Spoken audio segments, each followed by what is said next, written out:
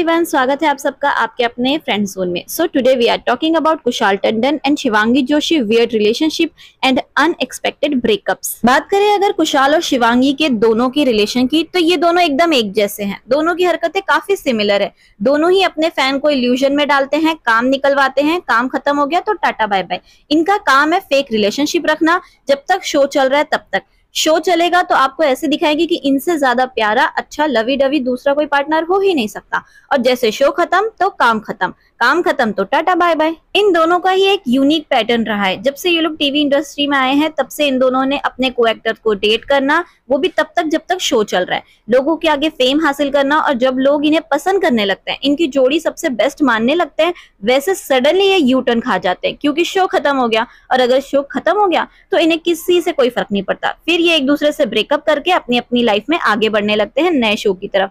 फिर नया शो आया तो फिर वही पैटर्न स्टार्ट कर देते हैं। सबसे पहले हम बात करते हैं कुशाल टंडन की। कुशाल एक मॉडल और टीवी एक्टर हैं। वैसे तो इन्होंने काफी फेमस शो में काम किया है, लेकिन इनका सबसे पहला शो था एक हजारों में मेरी बहना है, और इनके अपोजिट थी निया शर्मा। और उस टाइम पे ये काफी रूमर्स आए थे कि इनका और निया शर्मा का रिलेशन स्टार्ट हो गया है, लेकिन इन दोनों ने हमेशा से ये डिनाई किया। और जब शो खत्म हो गया तब कुशाल ने ये साफ कह दिया कि मेरी ऑलरेडी एक गर्लफ्रेंड है, और निया ने तो साफ कह दिया कि नहीं, हम दोनों तो पहले से दोस्त थे, ऐसा कुछ हमारे बीच में था नहीं। वैसे ये बात कहीं ना कहीं सच है, और देखा जाए तो कुशाल एक बहुत अच्छी फैमिली बैकग्राउंड से आते हैं, और कुशाल ने अपनी सारी पढ़ाई बाहर की थी, और वहीं उनका रिलेशन स्टार्ट हुआ था एलिना से। वहीं उनकी मुलाकात हुई और रिलेशन स्टार्ट हुआ। एलिना नच बलिए में भी उनके साथ नजर आई थी। जब तक ये शो चल रहा था दोनों का रिलेशन काफी अच्छा चल रहा था। उसके बाद जब तक एंड होते होते ये शो, इन दोनों का रिलेशन भी लग रहा था एंड हो गया है। लेकिन एलिना का तब भी ये कहना था कि कुशाल और एलिना दोनों आज भी रिलेशनशिप में हैं। इसके बाद कुशाल पहुंच गए बिग बॉस में, और वहां इनका अफेयर स्टार्ट हुआ था गौहर खान के साथ, और ये काफी फेमस रिलेशनशिप था। इन दोनों का रिलेशन इतना लंबा चला कि बिग बॉस से बाहर निकलने के बाद भी दोनों रिलेशनशिप में थे। इनफैक्ट इन दोनों का एक फेमस सॉन्ग भी आया था जो काफी उस टाइम पे फेमस रहा। इसके अलावा जब कुशाल बिग बॉस में गए तब भी एलिना का ये कहना था कि वो रिलेशनशिप में थे। दोनों की डीपी एक जैसी ही रखी थी एलिना ने। इसके अलावा एलिना तब भी ये मान रही थी कि वो दोनों रिलेशनशिप में, और वहां कुशाल गौहर के साथ लगे हुए थे। बाहर आने के बाद हालांकि ये बात क्लियर हो गई कि कुशाल और गौहर दोनों साथ में हैं, और ये रिलेशनशिप भी ज्यादा वक्त खैर चल नहीं पाया, क्योंकि कुछ टाइम के बाद ही ये न्यूज आई कि दोनों जन का ब्रेकअप हो गया। जब सवाल पूछा गया तो कहीं ना कहीं बातें ये समझ में आ रही थी कि दोनों के कास्ट डिफरेंट होने की वजह से दोनों का रिलेशन खत्म हो गया। इसके अलावा कुशाल ने फिर एक नया शो किया जिसका नाम था बेहद। ये उस टाइम का काफी पॉपुलर शो था। उस टाइम पे कुशाल से जब ये सवाल पूछा गया कि क्या आप दोनों रिलेशनशिप में, क्योंकि ये दोनों ऐसा दिखा रहे थे, लेकिन हकीकत बिल्कुल अपोजिट थी। उस टाइम पे जेनिफर ने साफ कह दिया कि वो ऐसा कुछ भी सोच भी नहीं सकती, और ये दोनों तो दोस्त भी नहीं है, हम दोनों तो सिर्फ काम की वजह से साथ में हैं, उसके बाद हमारा ऐसा कोई रिलेशनशिप नहीं है। इसके अलावा कुशाल का एक नया शो आया जिसका नाम था बरसाते। इसमें उनकी को एक्टर थी शिवांगी जोशी। इसके अलावा बात करें, शिवांगी ने भी अपनी लाइफ में कुछ ऐसा ही पैटर्न फॉलो किया है। जैसे कि उनका सबसे पहला शो था ये रिश्ता क्या कहलाता है, और उनके अपोजिट मोहसिन थे उर्फ कार्तिक। लेकिन उन्होंने भी उनके साथ भी सेम ऐसा ही कुछ रूल किया। पहले लव रिलेशनशिप रखा तब तक जब तक सीरियल चल रहा था। जैसे सीरियल खत्म हुआ उसके बाद उनसे भी रिलेशन खत्म हो गया। वैसे ये सीरियल काफी फेमस था, फैन इन्हें काफी पसंद करते थे। आज तक लोग इन्हें इन दोनों के नाम के हैशटैग के साथ लोग इन्हें जानते थे। इसके अलावा बात करें इन दोनों के रिलेशनशिप की, तो जितना पॉपुलर इनका शो और इनका लव रिलेशनशिप था लोगों के बीच, उतनी कॉम्प्लिकेटेड इन दोनों की आपस में रिलेशनशिप रहा। क्योंकि जहां एक तरफ मोहसिन ने ये बात साफ कर दी थी कि वो रिलेशनशिप में है, वही शिवांगी ने कभी इस बारे में कोई प्रॉपर बात नहीं की। वो हमेशा डिनाई करती रही, कैसे भी करके छुटकारा हासिल करने की कोशिश। और फिर जैसे ये शो खत्म हो गया उसके कुछ टाइम के बाद इन दोनों का रिलेशन भी खत्म हो गया, और उसके थोड़े ही दिन बाद दोनों ने एक दूसरे को इंस्टाग्राम पे भी अनफॉलो करना स्टार्ट कर दिया।